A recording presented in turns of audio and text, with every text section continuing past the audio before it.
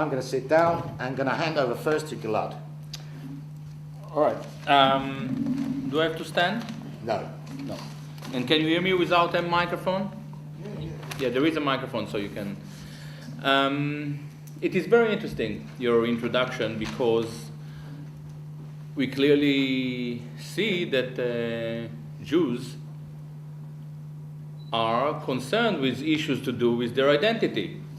However, it is completely obvious that they are not very happy when other people start to ask questions to do with their identity or with their history. In fact, I think the Jews are the only people or ideological collective that doesn't allow anyone else to deal with their history, which is very unusual.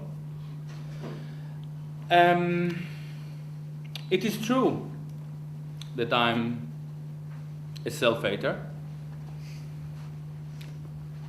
And when I'm labeled as a self-hater, I usually tend to correct those who accuse me of being self-hater, that I'm actually a proud self-hater. I think that self-hating is the most refined moment in Jewish existence. I think that some great people, the greatest humanists that out of Jewish people were profound self-haters. We can think of Christ. Excuse me, Gilad. Yeah. This tape recorder is on pause. Whose is it? This one here is on pause. One on pause? It's not recording. You reckon? I don't know. It looks like it. Sorry. Is that recording or not? That's recording. Thank you so much. Yeah. I'm not going to repeat myself. Yeah. Okay. When you say you're a No, we're not. Just a Yeah. moment. We'll have Yeah. questions afterwards. Excuse me. Yeah. Okay. Sorry. I'm a proud self-hater, and I see myself as a follower of some great humanists, Jewish humanists such as Christ, Spinoza, and even Marx. I'm not a Marxist, but I have some respect to Marx. However, there is a very big question. Why is it the Jews are so horrified by the transformation of one Jew into a self-hater? It is very concerning. We saw them downstairs. They were horrified. Why they are so horrified by me hating myself? Quite a strange reaction. The answer is very simple. Is very simple. Me hating myself reflects on their possible disapproval of their entire agenda. They don't like themselves as much as they claim to. And self-haters expose something deeply morbid within the Jewish ideological collective. And this is indeed a problem, and this is why I wrote my book. Now, by the way, I'm like an ordinary human being. I'm oscillating. Most of the time I'm a self-hater, but sometimes I've just become an ex-Jew. You cannot be both ex-Jew and a self-hater, you either, So this freaks them completely, because they also want to be ex-Jews. However, I will try to explain to you what I tried to do in this book. I'll try to be short. The book is obviously slightly deeper, so, if you're not convinced by my agenda, you can still buy the book. I believe that considering the domination of Zionists in the media, considering the hegemony of Jewish anti-Zionists, what we start to call now anti-Zionist Zionists, within our discourse, considering the assertive, the intensive and assertive lobbies that dominates our politics, that are basically Israeli and Jewish lobbies, it is our duty to address questions to do with Jewish identity. Moreover, Israel is the Jewish state. Israel dropped bombs on Palestinian innocent civilians from airplanes decorated with Jewish symbols. It is essential. It is our duty to ask, what do you mean by your Jewishness? And I started kind of 10, 12 years ago to look into this issue. I think that one of the first texts that inspired me at the time was Israel Shahak, the study of the Talmud. It was indeed a very inspiring text. It was for me, you know, Oren is an ex-Israeli, and we were raised more or less in similar condition, and we were not expert on the Talmud. We didn't really learn the Talmud in Israel. So as much as Israel Shahak was very interesting for me, it fell short of explaining to me why, in spite of the Talmud goy-hating context, you know, we were still, as secular being, followed kind of text that we really didn't follow. We didn't really understand. We were not familiar with. Shahak is a very important text, but it was very crucial for me to understand how this Talmud goy-hating preaching was infiltrated into the secular Jewish identity. Israel is not a religious state.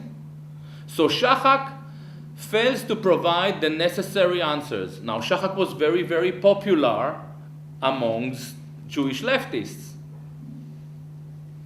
for the obvious reasons, because Shahak suggests that something is slightly dodgy with the Jewish religion. But it fails to explain what is so wrong within Jewish secular discourse. I realized then that actually nobody dares dealing with Jewish secular discourse. I thought that this may become my task, because I started to ask myself, what happens to the Jew once you drop God? What you're left with? I could ask a few of the Jews who were picketing here today, why do you call yourself Jews? It is a big question. You don't believe in God, you don't follow Jewish religion, so what is it? Because you eat gefilte fish once a year? Is it the matzah balls? Is it the chicken soup? What makes you into a Jew? And why do you operate politically, for instance, in this movement, in racially segregated Jewish cells? This is a big question. I then continued to look into those issues, and at a certain stage, I was more and more devastated by the Israeli lobby. It was very clear to me already in 2003 that the war in Iraq was, in fact, an Israeli war, fought by proxy, by British and American soldiers. It was very clear to me that the perpetrators of this, the architects of this war, were Wolfowitz and Libby, already in the 90s, in 94. It is called the Wolfowitz document. And I asked myself, is it a coincidence that when Britain was taken into an illegal war, it was Lord Levi who was number one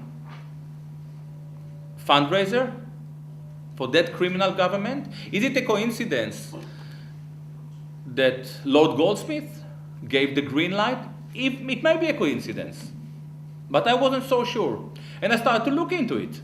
And I found out a lot of website where, website and papers where Jewish politicians in America and in Britain were praising their power for managing to manipulate the entire American administration. And I must admit that I realized then that the debate whether the protocols of the Elders of Zion is genuine text or not is actually a spin. It is there to divert the attention from the reality in which we were living. 3 minutes. I was called an anti-Semite at the time, but it was very clear to me that something crucial, that I was tapping into something crucial. 2006, I think, both James Petras, Mearsheimer, Professor John Mearsheimer, and Walt produced a very extensive, 2 different extensive studies of the issue about the Israeli lobby. It is now an established fact. However, I try to take Walt, Mearsheimer, and Petra's study one step further. It is very clear that they control our political system, but I ask one question: why do they try to control it? Is it something cultural? Yes, there is cultural teaching. There is lobbying, cultural teaching that leads to what? Understanding of lobbying, how to operate lobbies. It is in the Bible. It is in the Bible, and it's actually books that are familiar to every secular Jew. I'm talking, for instance, about Purim. This history where Jews really didn't like themselves for living in the diaspora, for being non-productive, for being capitalist, and so on. They said, we are going to change. They went to Palestine. They had a dream to build an authentic society, and look where we are now. They are surrounded by ghetto walls, and the walls are bigger than the ghetto walls in the entire Jewish history. And they are armed to the teeth with nuclear bombs, and they're threatening the entire planet, and they can bring all of us down. And this is at the end of a project that was there to save the Jew from Jewishness. It is not a coincidence that Zionism fell. And in my book, I try to understand why it happened. And so far, I think that just by the reaction and the opposition that I receive, I think that I'm definitely tapping into something crucial. Thank you. Thank you very much. Almost a time, very